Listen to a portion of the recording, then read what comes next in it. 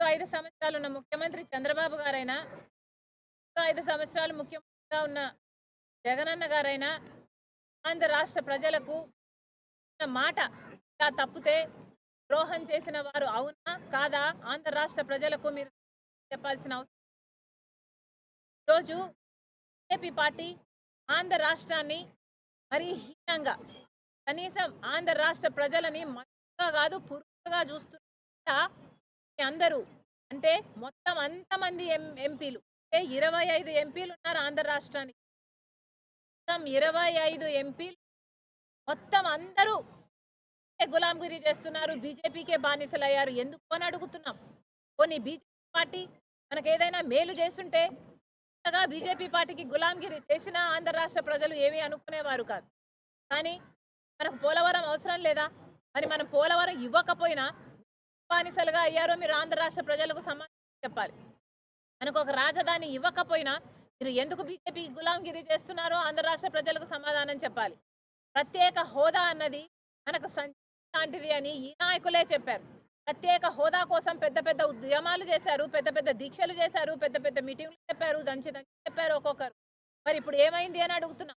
ప్రత్యేక హోదా ఎంత ముఖ్యమో ఈ నాయకులకి తెలియదు అని కాదు, నాయకులకు మొత్తం తెలుసు. ప్రత్యేక హోదా ఉంటే ఉత్తరాఖండ్లో 2000 పరిశ్రమలు వచ్చాయి, హిమాచల్ ప్రదేశ్లో 10,000 పరిశ్రమలు వచ్చాయి. ఆ పరిశ్రమలు వస్తే, ఇన్ఫ్రాస్ట్రక్చర్ పెరిగితే, ఎకానమీ గ్రోత్ ఉంటే మన బిడ్డలకు ఉద్యోగాలు వస్తాయి, భవిష్యత్తు బాగుంటుంది. కానీ అవి ఏవి వీలు లేకుండా ఈరోజు ప్రత్యేక హోదా ఊసే లేకుండా పోయింది. అంటే అయినా కూడా మొత్తం ఇంతమంది ఎంపీలు బీజేపీకే, ప్రతి అంశంలోనూ బీజేపీకే సపోర్ట్ ఇస్తున్నారు అంటే ఎందుకో మీరు ప్రజలకు సమాధానం చెప్పాలి.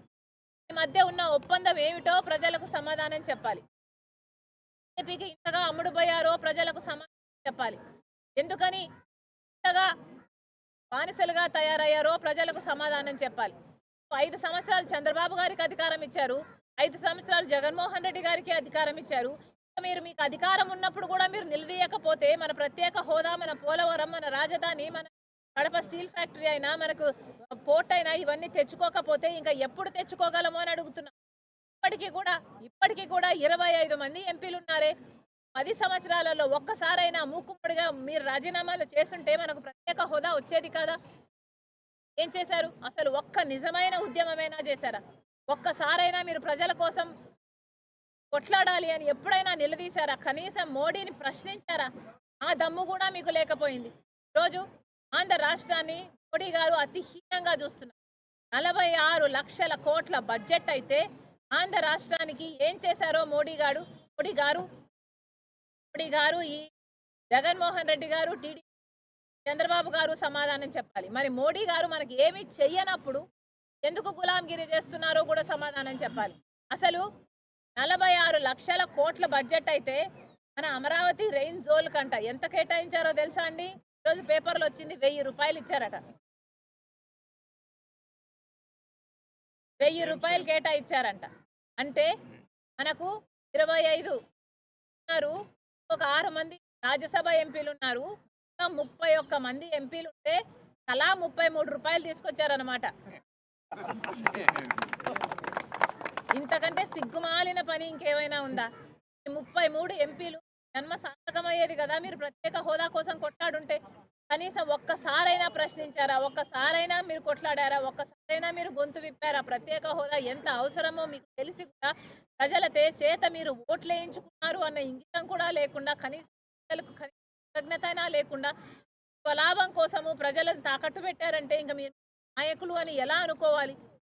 మళ్ళీ చెప్తున్నా, ప్రత్యేక హోదా ఆంధ్ర రాష్ట్రానికి చాలా అవసరం.